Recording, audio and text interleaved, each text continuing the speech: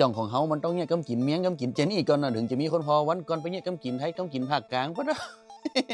พวกมีคนพอเนี่ยไปวันนี้เอาเหตุการณ์คำน้องย้ำกุ้มตีนควายแบบเมียงๆบ้านเฮาและก็อันว่าย้ำในหน้าที่นี้ของตั้งภาคเหนือเฮานี่นะมันจะเป็นย้ำแบบน้ำเขาเนอะบ่แม่นแบบแห้งๆนะแต่มันก็จะอยู่ที่เฮาเอาว่าเฮาจะห้องจะแดมั้งมันก็จะห้องแตกต่างกันออกไปตามลักษณะของอาหารนั่นน่ะนะคำน้องอันเลี้ยงจื้อเลี้ยงหยังจางมันเตอะเฮามาเนี่ยย้ำกุ้มตีนควายกันดีกว่าก็ก่อนอื่นเลยนะเฮาจะไปต้มตีนควายกันก่อนตอนนี้ต้มนี่แต่ก็จะใส่ข่าจะไข่ใบเกี่ยวลงไปต้มตัวคำนะแล้วก็ระวังนั่นระวังที่เฮาลอดตีนควายที่เฮาต้มนั่นน่ะเฮาก็มาซอยผักซอยไม้ท่ามันผักไม้นี่แต่ก็จะมีผักป้อมต้นหอมผักไผ่หอมดวนอย่างหมู่เนี่ยนะแต่ว่าผักไผ่หอมดวนนี่ห้ามขาดเด็ดขาดมาแล้วก็กำนันเขาก็ไปใจพอกุ้มตีนที่เขาต้มละไว้เนี่ยแล้วก็อันกุ้มตีนนี่นะตอนที่ผมได้มานี่แต่เปิ่นก็ต้มเปื่อยมาประมาณ1ละเขาก็จะเอามาต้มลืมสักน้อยเนี่ยบ่ไหวเนาะส่วนนี้กินอย่างเหนียวๆบ่ใครได้เนาะเคี้ยวบ่ใครดีบ่ใครคมละนะครับเนาะหลังจากนั้นเขาก็จะเอากุ้มตีนควายที่เขาต้มเสร็จเรียบร้อยก็นี่จะมาซอยมาหั่นเป็นตีนมาล้อมก้มแก้มมาตามใจชอบได้เลยคนได้มักตีนน้อยก็ซอยตีนน้อยคนได้มักตีนหลวงๆก็ซอยหลวงๆไปเตอะเนาะเนี่ยคำนอนหลังจากที่เขาซอยกุ้มตีนเสร็จเรียบร้อยก็นี่ก็จะไปตั้งกระทะตั้งมะขามเยอะน้ำมันเห็นน้อยแล้วก็เขาจะเอาหอมเตรียมตุบหอมเตรียมตามน้ำลงไปคั่วเนาะคั่วกับพริกลาบครับเนาะแล้วก็อันนี้เป็นพริกลาบของผมเองเนาะโปรดักต์ใหม่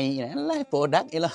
1แผงนี่นะจะมี12ซองแต่ราคาเดิม90บาทบอกเลยว่าใจง่ายสะดวกสบายง่ายคือจีกซองแล้วพุกใส่ได้เลยร้านก้าแดเขียงหมูเขียงควายได้อยากไปแขวนหน้าร้านตักมาได้เลยหน้าเขาหน่อยยำกุ้มตีนวันนี้ผมจะใจพริกลาบไป2ซองครับนะเขาก็จะคั่วจะเจ้าพริกลาบนะมันหอมๆเห็นกันก่อนไล่กับกันว่าพริกลาบที่เขาคั่วนะมันหอมซาบแตงดังลำเงาเขาก็จะเตรียมน้ำลงไปน้ำนี่แต่ก็จะเป็นน้ำที่เขาต้มกุ้มตีนควายของเขาน่ะแล้วก็จะใส่หอมแดงหอมบัวตุบแล้วก็ปรุงรสการปรุงรสนี่แต่ก็จะใส่ซุปก้อนเกี๊ยสูรส3อย่างติยะพอแล้วหลังจากนั้นก็ลองจิ้มน้ำพอถ้ามันจับมันยังแล้วก็จะใส่กุ้มตีนควายที่เขาซอยไว้เตรียมไว้นะแล้วก็อันนี้จะเป็นจะไข่กับคาเนื้อตำซูนกันนะเอาไปใส่ให้นะปะมันถึงหอมมอดสุดท้ายก็อ้อยพักอ้อยไม้ที่เขาเตรียมไว้ซอยไว้น่ะใส่ลงไปแล้วก็ก้นซูนกันมันเข้ากันดีๆก็เป็นอันเสร็จเรียบร้อยแล้วมันเนี่ยบัจียากนะเอาเถอะการเตรียมเคียงเตรียมครัวก็มันจะได้ย่อยตีนย่อยมืออย่างล่ำเดียวแต่นี่ก็ที่เป็นห้องว่ายำกุ้มตีนควายที่ถูกต้องน้ำมันต้องแดงๆจะนี่มันถึงจะสะใจแต่ว่ามันก็ต้องอยู่ที่พริกของเขาตัวนะพริกลาบนะเพราะว่าพริกลาบแต่ละสูตรแต่ละบ้านมันถึงจีเหมือนกันมาอันเลี้ยงพริกน้ำไว้ก่อนมาจีน้ำจำน้ำเห็นกำก่อนเอายาเข้ามันต้องเอาเข้า1จีน้ำจำน้ำน้ำล่องเห็นกำก่อนแล้วก็จอดกันล็อกเอ็นกุ้มตีนตัวก้นสักจอดแต่ถ้าจะเหมาะมันต้องเอาเข้าปอนลงในถ้วยจะนี่แล้วก็จูนขึ้นมาจะนี่นะเปล่า